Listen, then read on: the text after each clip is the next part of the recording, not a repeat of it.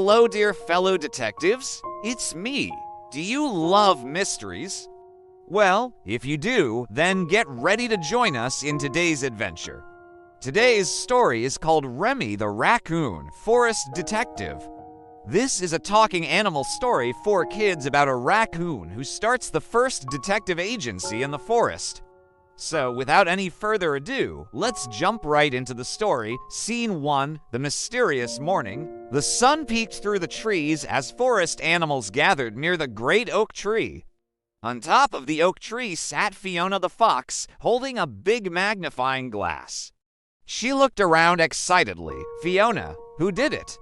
Who could have done such a thing? Sitting beside her was Queen Maple, a plump little squirrel whose bushy tail twitched anxiously. She said, "My golden acorns. They were here last night. I swear it. Now vanished." As the animals discussed who could have taken the acorns, hidden behind a nearby log, Remy the raccoon adjusted his leaf-shaped glasses and whispered to himself.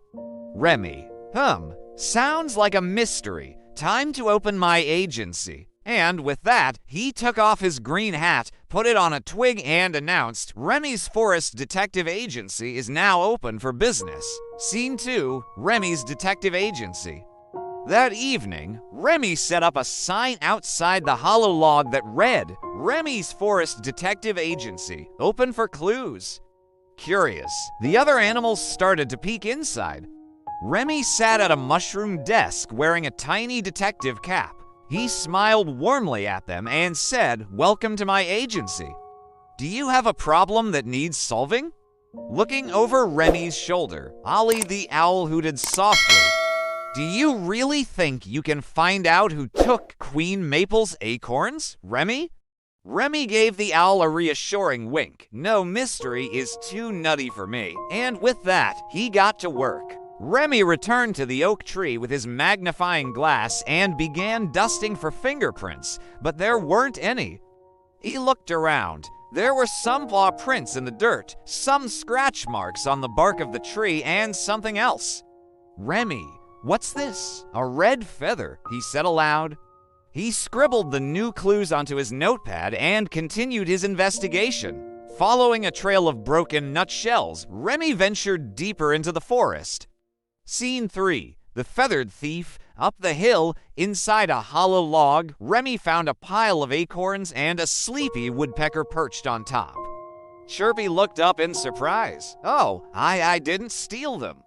I thought they were forest decorations." Remy narrowed his eyes. "Remy, you've got quite the eye, Chirpy, but those belong to Queen Maple." He pointed his magnifying glass towards the stash of acorns. "Chirpy, oh dearie me, I am so sorry. I don't mean to be nosy, but why did you want to take them?" Remy asked.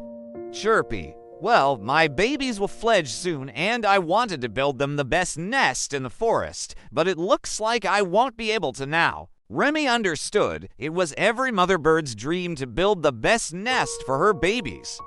He thought for a moment. Then he said, "Don't worry, Chirpy. I'm sure we can find another solution." And with that, Remy left the log to search for more clues. As Remy walked, he hummed a happy tune. He loved being a detective. He felt important, needed, special, but then he heard a sniffle and he stopped to see who it was. Remy, hello, is everything okay? Startled, a young rabbit hopped out from behind the bush. Rosie, oh, hi, Remy. "Hi, I lost my necklace," she said, dabbing her eyes with a handkerchief. Remy, "Don't worry, Rosie. We'll find it." And just like that, Remy had his second case. Scene 4, a delicate matter. Remy searched high and low for Rosie's necklace, but it was nowhere to be found. Discouraged, he sat on a nearby rock. Just when he was about to give up, he heard a voice. Boris, looking for something. Startled, Remy turned around to see Bruno the bear approaching him. Remy stood up quickly. Remy, oh, yes, I'm looking for my client's necklace. Have you seen it? Bruno shook his head. Bruno, no, but I did see someone wearing it around her neck. She said she found it lying around. Remy gasped. He knew exactly who it was. He thanked Bruno and hurried in the direction of the stream. There, sitting on a log, was Rosie with a mischievous grin on her face. She was indeed wearing the necklace. "Rosie, did you find it?" Remy couldn't believe his eyes. He had found the necklace, but Rosie wasn't crying anymore. "Remy, why did you lie, Rosie? Why did you say you lost it when you only pretended to?" Startled, Rosie took off the necklace. "Rosie, I didn't know you'd be so busy with the Queen-S acorns that you wouldn't have time to find it. I just wanted some attention." Remy understood.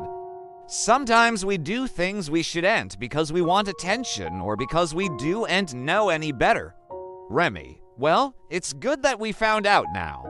You can't trick people into thinking you lost something when you never did. Rosie nodded sadly. "Rosie, I'm sorry, Remy. I won't do it again." Scene 5, a forest hero. Back at the oak tree, Queen Maple was pacing anxiously. When she saw Remy approaching, she cried, "Remy, you found my acorns." "You've solved the case, Queen Maple. They're my favorite golden acorns." "What would the forest animals and I do without you?" Remy bowed. "Remy, all in a day's work? Your Majesty." The animals cheered as Remy returned to his desk, ready for the next big mystery. He picked up his notepad and read The Case of the Vanishing Shadows and smiled. The end. So that was our story for today. If you liked this story, don't forget to hit the like button below. And if you haven't already, subscribe to our channel and click the notification bell so you never miss an upload. Thanks for watching. Catch you later.